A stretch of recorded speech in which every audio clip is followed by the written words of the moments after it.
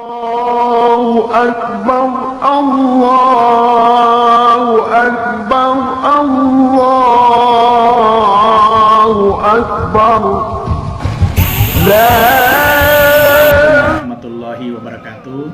Saya Ilyas Taha, Kepala Bidang Bimas Islam Kantor Wilayah Kementerian Agama Provinsi Sulawesi Utara, sekaligus Ketua Pengurus Wilayah Nahdlatul Ulama Sulawesi Utara, mengucapkan selamat merayakan Hari Raya Idul Fitri 1441 Hijriah.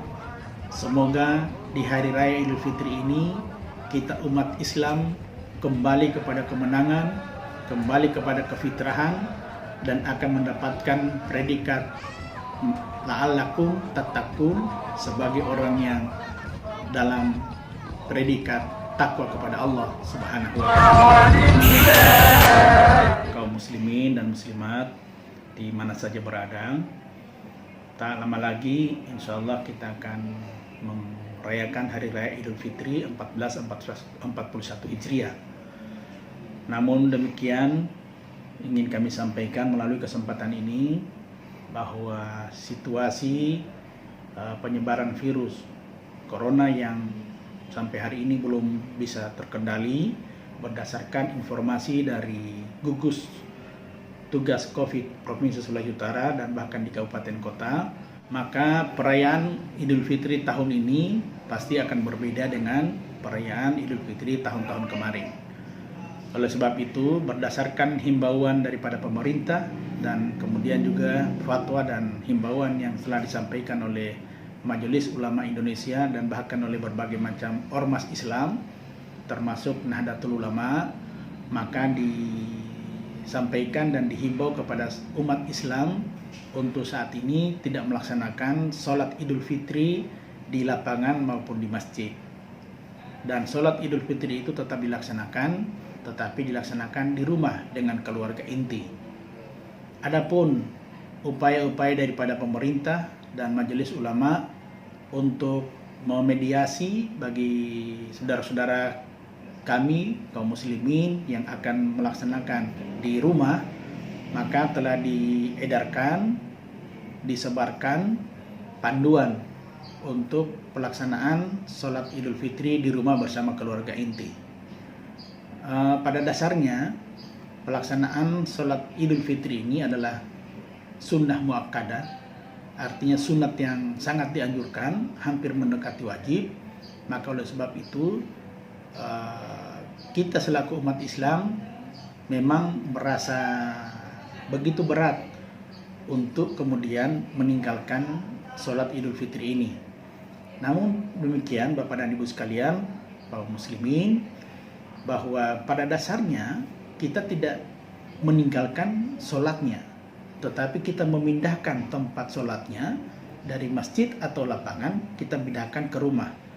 Ini karena memang sesuatu yang darurat, karena COVID-19 ini penyebaran wabahnya yang begitu belum terkendali, maka pemerintah dan Majelis Ulama beserta pimpinan-pimpinan organisasi keagamaan Islam telah mengambil sikap untuk menghimbau kepada umat Islam tidak melaksanakan sholat Idul Fitri di lapangan ataupun di masjid, tetapi melaksanakan di rumah dengan keluarga inti.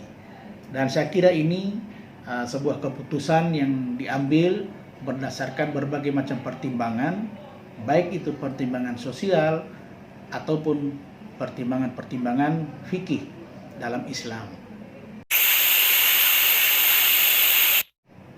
Proses dan tata cara untuk pelaksanaan sholat Idul Fitri di rumah bersama keluarga itu sudah ada pedoman yang diedarkan oleh Kementerian Agama dan juga oleh Majelis Ulama, bahkan juga oleh Nahdlatul Ulama.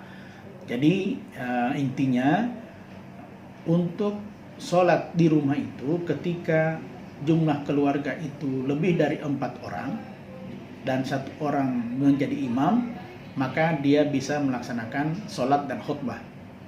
Tetapi jika seandainya di dalam keluarga itu kurang dari 3 orang, maka di keluarga itu cukup melaksanakan sholat Idul Fitrinya dan kemudiannya khutbahnya tidak perlu. Oleh sebab itu, bagi saudara-saudara yang mungkin saja tidak biasa menyampaikan khutbah atau tidak bisa menyampaikan khutbah, jadi jangan tidak perlu khawatir, sebab tata caranya seperti itu. Ini tidak memberatkan. Kemudian juga kalaupun kemudian terakhir bahwa kita tidak boleh sama sekali, kalau jumlah keluarga kita lebih dari 4 orang lalu kemudian kita tidak bisa khutbah, tidak apa-apa, cukup sholat saja, tidak perlu dipaksakan untuk melaksanakan khutbah.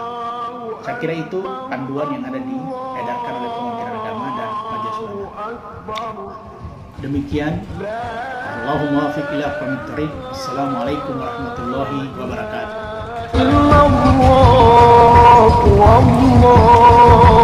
Akbar, Allahu Akbar, walillahil